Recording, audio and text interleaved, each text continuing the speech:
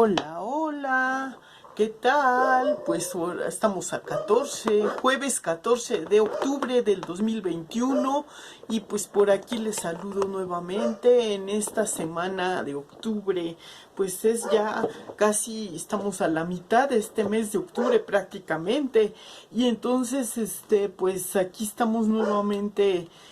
concretando las ideas de lo que es esta semana en esta temática interesante de la lectura de estos libros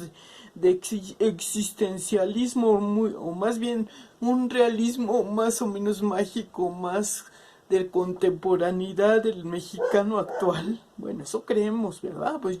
yo creo que están saliendo tantas cosas y todo, pero nosotros pues estamos inaugurando a nuestra manera, pues con estos videos intentando un poco de recuperar una actualización, ¿no? Entonces, bueno, pues haciendo un resumen de lo que habíamos dicho el día de ayer, el día anterior, en el video anterior, vamos a dejarlo así, del Día de la Raza, ¿verdad?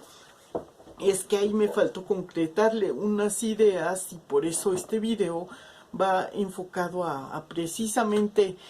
poner un poco más de claridad. Al principio hablo de este autor de García Márquez y digo, es que yo hice una comparativa entre los dos autores, que era uno García Márquez y otro Octavio Paz, y más o menos son los dos autores contemporáneos, los dos ganaron el premio Nobel, por lo tanto a mí me faltó pues ampliarme un poquito y dejar bien claro esto de la obra de los 100 años, porque bueno, es un texto que sí me gustó, vale la pena, pues es un lenguaje normal y todo. A mí no, bueno, yo leí la segunda edición, no sé la primera cómo haya estado, sería interesante volverlo a leer para comparar y ver los cambios, pero como de momento eso no me es posible, yo nomás les doy las impresiones de la segunda edición que yo leí. En términos no hay mucho que decir, porque ya a estas alturas, los que quieran, yo no les voy a dar como le dicen, el spoiler, ¿no? No voy a ventanear todo para que capten ustedes el interés y ustedes formen sus criterios y lo lean. Los que ya lo conocieron y quieren ver esos cambios, pues que los vean. Pero sí me parece una obra que vale la pena por ese realismo mágico y como lo trata, para que comparar los estilos de redacción están muy interesante, y es una novela de tipo así novelesca, costumbrista y todo lo que es novela, obviamente pues sí es muy pues interesante, aparte que nos entretiene, nos divierte y bla bla bla. La obra de Octavio Paz, por ejemplo, hay dos obras, es que él tiene también otros libros igual que García Márquez. Lo que pasa es que yo me hice confusión, porque yo quería ver cuál era el contexto de las obras, y bueno, sí, ya más o menos me estuve documentando, y ahorita sí ya tengo más claridad, más que ayer, ¿no? O sea, sí, ayer llegué a la conclusión de que no se puede por un mexicano juzgar a todos, obviamente, porque hay un clasismo en México, porque es una multicultura, se ha vuelto un país multicultural. ¿Qué quiere decir esto? Que a partir de lo que fuera la revolución industrial, el contexto cultural cambia, como cambiaron algunas cuestiones de tipo tecnológico y tipo social también, ¿no? Entonces, en lo que respecta al ámbito tecnológico, pues fue la mejora de las comunicaciones, porque se expandía más los medios de comunicación, se promovía mejor la cultura, entonces ya estaba más vigente tanto de manera que la comunicación pues tenía también sus cambios. Unos eran aficionados más al tipo de información más información informal, de tipo así muy casual, y otros eran más intelectuales y también aparte se documentaban de forma tanto de leer diferentes lecturas de extractos diferentes, y hacían sus comparativas y daban sus opiniones con lo que escuchaban también de las discusiones todos los contextos, entonces eso mejoró la comunicación. Entonces también se daba otro tipo de informaciones deportivas, de culturales, sociales, y todo eso pues fue mejora de la sociedad, ¿no? Y entonces la obra de Octavio Paz, que fue el ganador del premio Nobel, pues él nos, dije yo, no estoy de acuerdo con esto y con esto y con esto sí estoy de acuerdo. Entonces hay cosas que sí tienen, un poco, lo del laberinto de la soledad me da la impresión que estoy siendo juzgada no por un hombre, sino por una computadora, ¿no? Así como, me pareció un texto tan parecido, tan frío como lo era el texto del economista Eric Fromm, que habla del arte de amar, pero en un contexto ya más apegado a lo que es la economía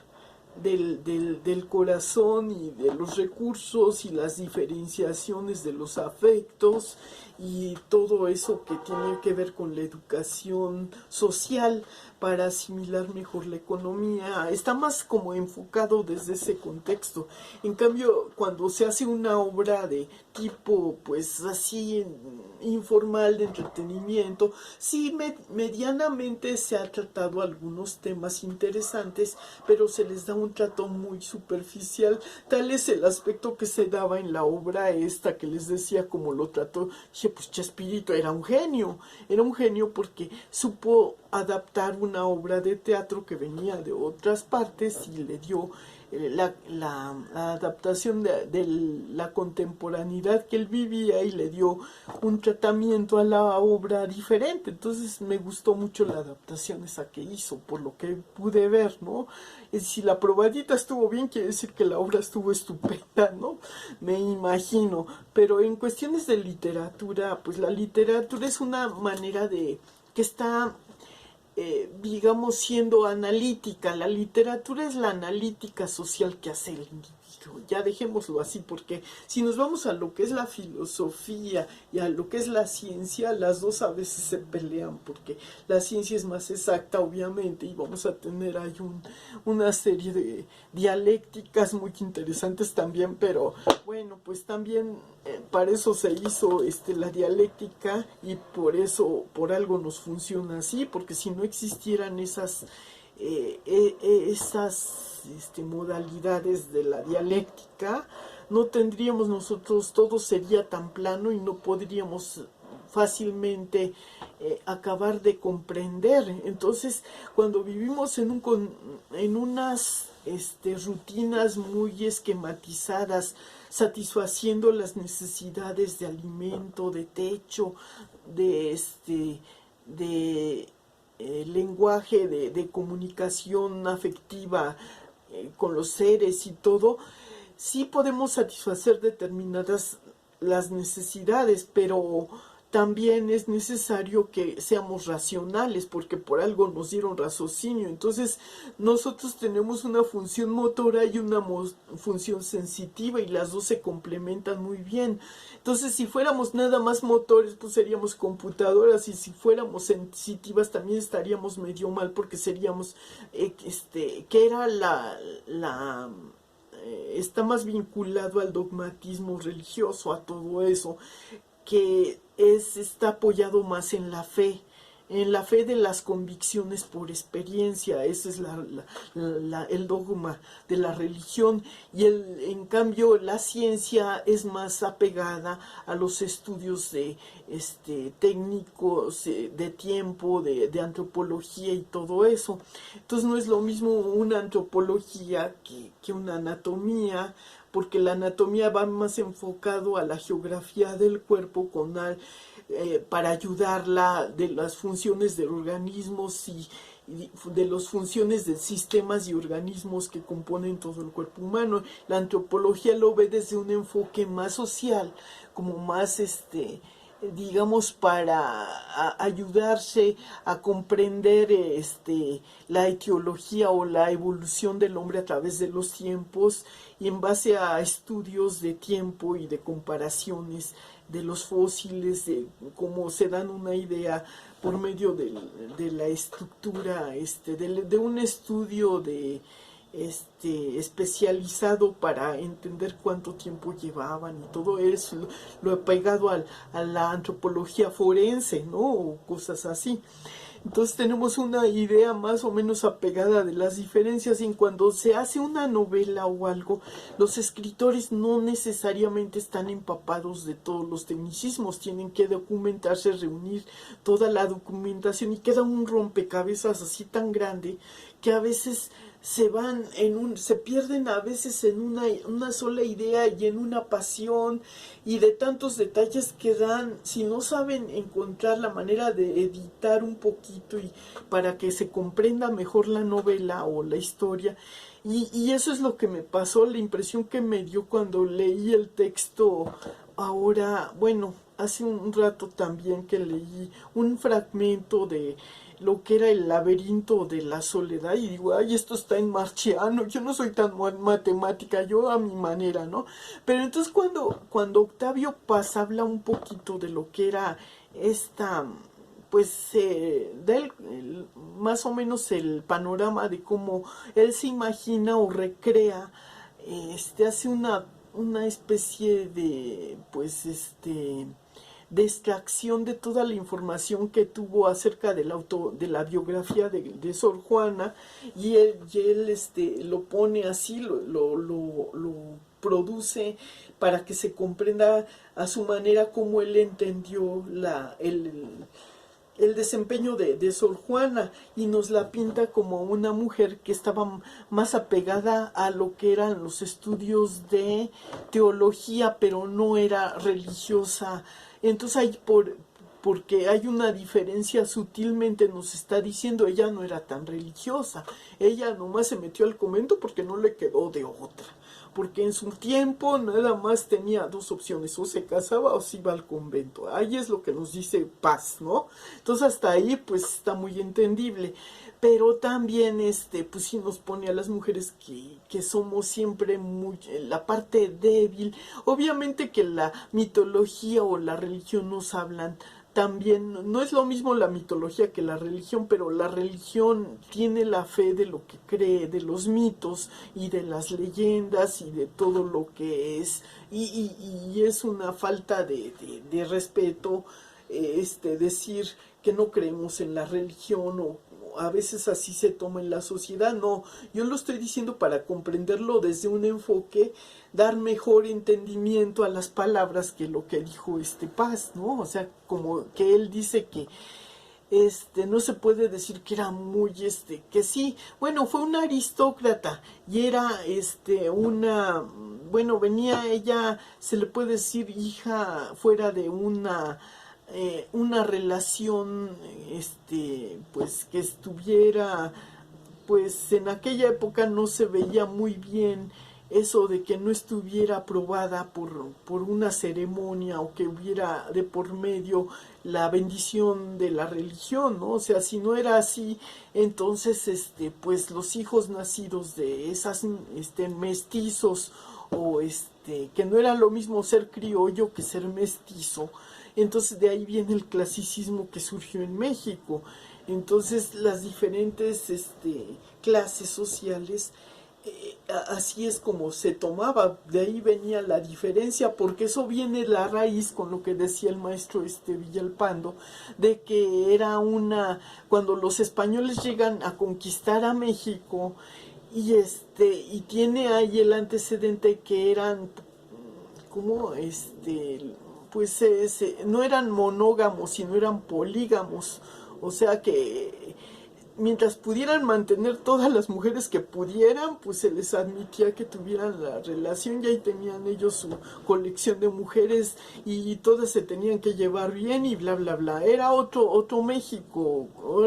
digamos, era la época de los aztecas y todo. Y llegan los españoles, conquistan, y entre otras costumbres también decían que eran salvajes, ¿no? Que la etnia procedente de México, los naturales le hacían a lo que era pues pues que se devoraban ellos, o sea, se comían a la gente, les quitaban a los hijos y que también se los comían, ¿no? Entonces esas costumbres las fueron quitando con la evangelización en la conquista, y que trataban a los indios, que bueno, los indios serían los nativos propios de México, como si fueran menores de edad, como si fueran niños, y poco a poco los fueron evangelizando, les enseñaron y bla bla bla. Entonces esto, cuando llega la época posterior a la de Sor Juana, ella nace de una relación que no está muy bueno, según los datos biográficos, su mamá tuvo ahí dos relaciones, y de esas relaciones Sor Juana tuvo hermanos y hermanastros. Entonces así es como está establecido. Entonces, por lo cual Sor Juana entra al convento porque no está muy, pues en aquel momento siente la presión social y una serie de situaciones, y prefiere elegir digamos, el convento como una opción muy digna de la mujer actual de ese momento, que así se llevaba. Entonces debió de ser una mujer criolla muy inteligente, pero también yo la comparaba con el Quijote de la Mancha, porque ahí el personaje que nos ponen del Quijote de la Mancha, aunque Sor Juana es un personaje de la vida real, porque ella sí existió, el personaje que Cervantes pinta, en donde él se proyecta la mentalidad del hombre como Cervantes. No estoy juzgando a toda la población de España, pero había, digamos, personas. Cervantes fue una persona que tuvo una discapacidad porque perdió un brazo. Entonces su penuria para escribir la novela del Quijote y sus novelas ejemplares y todo eso, pues es bastante, digamos, es admirable que una persona digamos, se haya la misma vida, el sufrimiento y todo, y entonces con su inteligencia del sufrimiento es muy parecido el sufrimiento, en cierta manera paralelo al que debió de tener Sor Juana en sus últimos tiempos, cuando le hicieron que entregara todo y que se sometiera y que se dedicara únicamente a hacer las labores propias del altruismo, que tenía la imagen ya muy establecida en el esquema de que tú vas a dedicar tu vida a Dios, y eres esposa de Dios, y tienes que tener ella siempre había sentido que era la hija, pues con ciertos privilegios, porque había sido la dama de compañía de una virreina, y vino entonces luego una serie de situaciones que ella no supo cómo manejar, y ella prefirió por eso apegarse más a lo intelectual, y fue muy hábil para entender la cultura como un mecanismo de defensa, y con su inteligencia logró librar varias situaciones medio embarazosas que se le han de haber presentado, y todo eso lo plasma en su obra, en todo eso. Pero ella copió la forma del otro profesor que tuvo a su manera, que era Góngora, donde Góngora tenía un estilo de escribir versos y todo. Entonces ella, la gente más erudita de aquella época, era muy sutil para plantear sus ideas en el papel. Entonces era un lenguaje que no lo entendía cualquier persona común y corriente. Entonces Sor Juana fue una especie de intrusa en esa escuela, porque a la mujer no se le tenía permitido ser, digamos, invitada al festín de ese lenguaje. Era como una especie de club de Toby en la actualidad, los hombres con los hombres, y las mujeres son la clase, pues ellas sí nos ayudan, son la costilla, vamos a perdonar. O sea que ya de ahí se ve un poco el menosprecio hacia nuestro sexo, y nos hacen sentir, bueno, es una diferencia de ver la vida, pero en esa época así, en ese tiempo así se dio con Sor Juana. Entonces decía, no, es que ella no debió de ser tan católica, por lo pronto se merecía que le quitaran todas sus cosas, y que le hicieran y que escribiera que ella era la peor de todas, la forzaron prácticamente. Entonces ya en sus últimos días toda su depresión obligada por las circunstancias, porque perdió todo lo que tenía, finalmente muere cuando en una labor de la epidemia que había en esos tiempos, pues lamentablemente ya se contagia, y eso sumado a la depresión que tenía, que no tenía buenos hábitos y todo, pues no había forma de ayudarla, digamos, aunque no había la medicina en ese tiempo, y moría mucha gente, y ella murió como todas esas monjas que murieron haciendo labores de enfermería y de todo en esa época de los conventos, donde se dio una pues catástrofe, y ahí acaba la obra de Sor Juana. Pero después de entender yo la vida de cómo fue, entonces yo la comparo con este escritor Miguel de Cervantes Saavedra, porque Miguel de Cervantes había padecido también en la guerra, había perdido su brazo, entonces él creó un personaje como el Quijote de la Mancha, y a mí me pareció interesante la característica en donde Cervantes proyecta en esta obra pues maestra, para mí que fue su obra maestra, El Quijote de la Mancha, donde él plasma la incapacidad del hombre de tener esta aceptación de la realidad, el estoicismo que nos presenta del Quijote es un poquito anormal, porque el Quijote ya estaba medio trastornado en su pasión de querer ver en los molinos de viento al enemigo y cosas así. Entonces él nos ilustra de cómo se llega el hombre a enajenar tanto, porque él nos cuenta en la obra El Quijote de la Mancha, que era un aristócrata que se enajenaba, y que de tantos libros de caballería que había leído, él se había vuelto muy como muy, pues sería fantasioso, yo lo diría,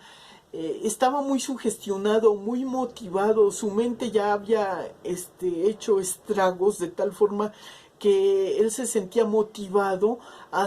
quería hacer pensando que era un libro como de autosuperación, los libros de caballería, que un hombre no servía o quería notoriedad, que le reconocieran, y entonces en su afán de conquistar, de volver a conquistar al mundo, él tenía que defender a las damas que estuvieran en peligro, que tenían que realizar hazañas peleándose con una serie de enemigos que él inventaba. Entonces esa enajenación, yo creo, pudo ser parte de una soledad vivida en la enajenación de las lecturas que leía de caballería. Y yo llego a este punto porque en Sor Juana estaba muy ensimismada, sí, la vida de las rutinas del convento en parte, y la otra mitad estaba muy enajenada con los conocimientos más avanzados, que eran de ¿cómo se dice? Astrología, lo que era latín, literatura más del siglo de oro, de Góngora y todos esos poetas. Por eso tenía cierta, no es que estuviera, digamos, afectada en el sentido de quijotesco del todo, pero pudo haber tenido dos que tres síntomas, como un poquito de angustia, de sentirse acosada, de sentirse algo, pues sí, porque debió de haber tenido a su alrededor muchas monjitas que no veían igual, con los mismos ojos que ella veía la literatura y todo. Entonces pues eran, ay, es que esta se la pasa de no sé qué, y ellas vivían en celdas, los conventos eran como apartados, así, donde estaban, cada quien tenía como una especie de apartamento. Ella tenía como dos cuartos, dos celdas, porque en una tenía tiborradas libros y todo eso que le quitaron después, y en otra pues tenía pues sus muebles muy modestamente, muy sencillo, pues debe de haber tenido su camita, un sillón, su basinica, cosas así. Entonces no era la soltera feliz, ni tenía su Neverlands, como dirían ahora, ¿no? Tenía también, y por eso defendió sus derechos de la mujer a educarse, a tener sus cosas propias. Entonces cuando le quitan todo, de ahí viene su depresión, que se enajena tanto que no acaba, no, queda muy inmunosuprimida. Entonces, eso es injusto también. Entonces, digamos, pongamos lo que en el tiempo actual, pues las cosas se supondría que ya tenían que ser diferentes, y no por el hecho de que estés o no estés casada, o que hayas quedado viuda, o que nuevamente vuelves a ser soltera, o que nunca te casaste. Son estados diferentes de la mujer, pero también la mujer merecemos tener un sitio para vivir, para no sé qué, ¿no? Entonces, bueno, ya, esa es mi conclusión de los derechos que defiende Sor Juana prácticamente, independientemente a que sí, yo reconozco que es mejor vivir en sociedad, que es mejor tener, pero siempre y cuando te den tu lugar. Tampoco vas a hacer un mueblecito ahí nada más como se les da. Y la tercera edad no tendría por qué tampoco serlo así. Entonces yo creo que la conclusión global y general a la que llego, que el México de ese entonces nos pone una muestra de que era un poquito, digamos, más evolucionado que el actual, porque en el anterior, la gente, ya aunque fuera grande, estaba dedicada a la alfarería, a las artesanías, algún oficio, alguna arte. Y ahora en la actualidad, con el advenimiento de la tecnología y la revolución industrial, nos pues ha hecho a cierto sector, o nos ha querido poner una etiquetita de que ya llegamos a tal edad y ya estamos como para irnos a quejar a un conventito o estar ahí encerraditas, ¿no? Pero no, pues todavía podemos participar, podemos hacer talleres de lectura, de escritura, talleres de costura, de oficios, de componer zapatos, de todo eso que nos ha quitado la tecnología actual, ¿no? Porque ahora son todo desechable. Por ejemplo, había relojeros, había zapateros, había modistos, y había quienes hacían sus composturas a la ropa también. Entonces era otro nivel de sociedad. Pero bueno, pues cada quien ve las cosas desde otro punto, y estas son las lecturas que a veces nos hacen reflexionar. Espero que les haya gustado toda digamos, esta narración que a mi manera hago. Traté de hacer un resumen un poco más claro, y espero que les haya gustado. Nos vemos luego y pues por aquí seguimos. Bye.